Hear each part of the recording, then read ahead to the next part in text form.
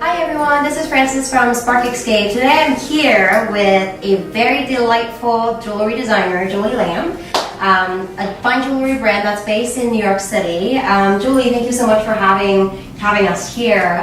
Tell us a little bit about your brand. Oh, my brand. Well, we're known for infusing fun into fine. So, I mean, that has to permeate everything that I do, like what we're doing right now. And it gets in, my collections are different from each other, but that's like the overarching piece of it.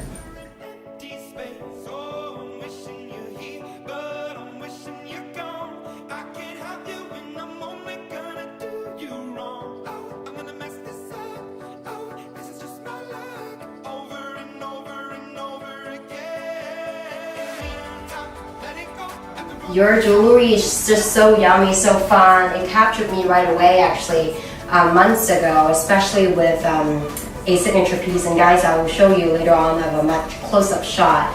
How did you get into jewelry design and being a designer? I designed jewelry since I was a very small child, so like starting with beads and in like after summer camp and collecting beads and just making whatever I could out of any material. So like we were talking about friendship bracelets and bottle caps and stuff in my dad's garage. So for me, a lot of people, even maybe up until their like late 30s, they may not know what they want to do with their career. It sounds like to me that you already know from a very young age, this is your passion and this is what you want to do. How did you figure that out?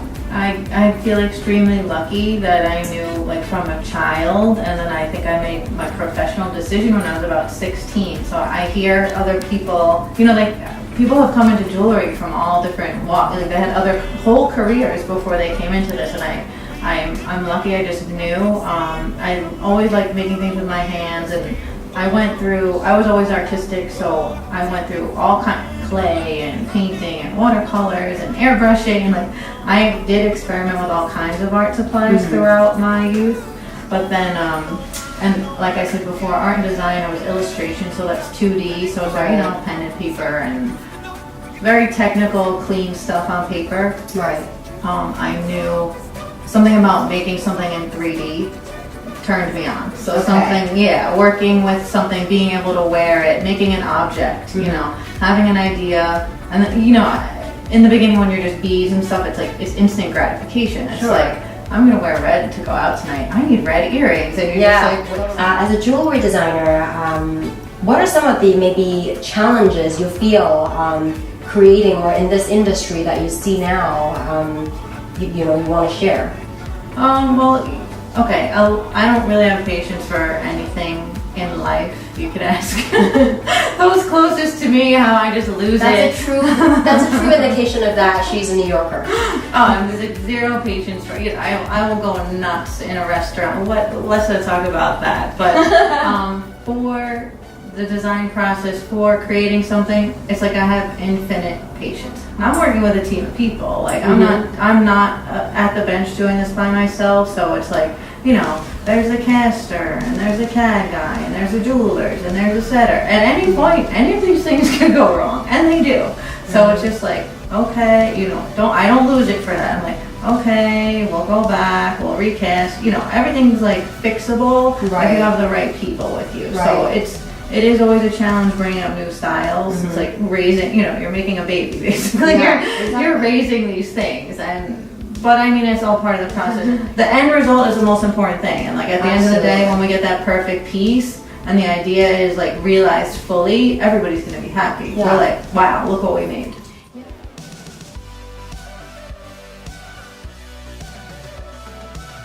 Earlier you mentioned, you had worked in big corporation designing jewelries and etc. So basically your background was also working in corporations for years. For those people who are inspired or would like to maybe step into becoming a jewelry designer themselves, what are your tips and how did you what is your pivotal moment that you're like, I'm gonna do this thing on my own. I'm going to design jewelry of my own brand and just go with it. What was that moment for you?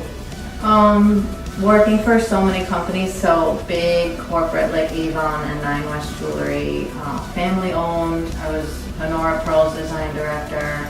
I even did a fine jewelry startup right before this, so a lot of jobs, a lot of people freelance in between all that. So it was like, and then I go on trips. I go to the Tucson Gem Show to Colorado or Vegas or Basel. Right. I would travel to do the trend reports for my company. Right. So I bring back a stone for myself, and I run into the diamond district. I was like, that world was like super interesting to me. Like what you can get done on that block is like mind-boggling. Yeah. If you know like where to go to see what to do. Right.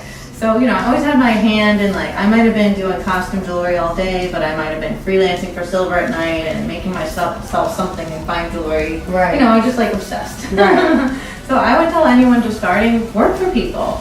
Intern for us, emerging designers, or like totally get a job in any kind of company, costume jewelry, fine jewelry, just see what the whole thing looks like, take notes on that if that's your goal. So for a lot of people out there, fashion and fine jewelry and etc. Like when you see diamonds and etc. is so cool, but I know behind the scene, before these things become so polished and so shiny and sparkly, there's a lot of hard work, blood and sweat and tears. So Julie, maybe share with us and walk me through kind of what your typical workday or week look like.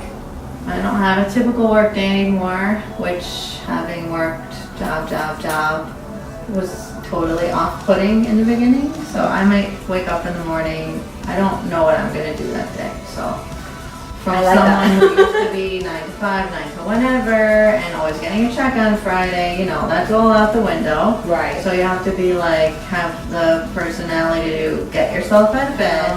The days that I'm working from home, social media every day. Don't even think you can turn that off. That's basically a second nature. Yeah, you just say no to anyone who tells you to put your phone down. You're working, stay on your phone. So that's a constant. That's what I tell my fiance. I'm sorry, I'm working right now. Yeah, it looks like I'm texting my friend. But I'm working. Answering a client. Exactly. Posting something. Exactly. So in between, if you're working from home, I don't know, maybe I'm in the Excel sheet working on pricing or adding new things to my website, or what other fun things do I do at home? The working from home day, not always fun. So the design part is like, I don't know, this little bit of your day or your week, and all the other running a business takes up the rest of your time. Would you say that you're just 24/7 on? Yeah. Do you take vacation? What is that? What? My whole life is a vacation. I get to make fine jewelry in New York City and get interviewed by cute girls. This whole thing. The first thing that attracted me to Julie's collection is her lamb collection, because I have a dog that looks exactly like a lamb, and so immediately when I saw that, I totally relate, and I thought it was super fun. Tell us something like fun facts about you. Well, and that lamb line, it's called BU, so it's like celebrating individuality and stuff. So maybe I'm gonna do a lot on the black sheep too. Right. So if you stand out from the crowd, if you're the different one in your family, I definitely always was. I think there's more than one in every family. Sure. But anyway, that's the whole point of that collection, is really fun and be yourself. So Julie, other than your website, julielambny.com, and on one of the private jeweler, Ring Concierge in New York City, other than these two channels, where else can we find your beautiful jewelry? Okay, we have, look at this Lammy. We have Jane K Jewelry. I'm on our website. Vincent's, he's got a small store in Pelham, and we are online exclusive with him as well. Ylang 23 in Dallas is a not to miss destination if you're down there. Okay. And beautiful Reinhold Jewelers in San Juan, Puerto Rico, if you happen to be on that. You're pretty global and international. I'm trying to get there.